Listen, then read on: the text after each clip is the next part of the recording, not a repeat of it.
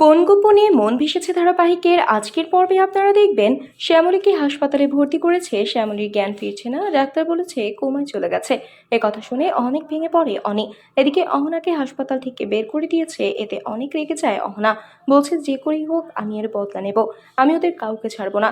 এদিকে অরুণাভও অনেক চিন্তায় পড়ে যায় যে শ্যামলী সুস্থ হয়ে গেলে তো সব শেষ হয়ে যাবে, কোনো মতে শ্যামলীকে বাড়িতে ফিরতে দেব না।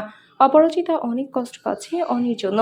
শ্যামলীর এত বড় বিপদ হয়েছে বলে কোনো কারণে নিজের কাছে অনুতপ্ত হচ্ছে আর প্রার্থনা করছে যে করেই হোক শ্যামলীকে সুস্থ করে বাড়িতে ফিরিয়ে আনতে।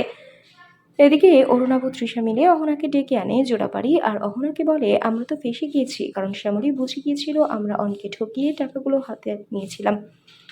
তাই যে করেই হোক শ্যামলীকে হাসপাতালে শেষ করে দিতে হবে, আর তা না হলে আমাদেরকে সারা জীবন জেলে পৌঁছতে হবে।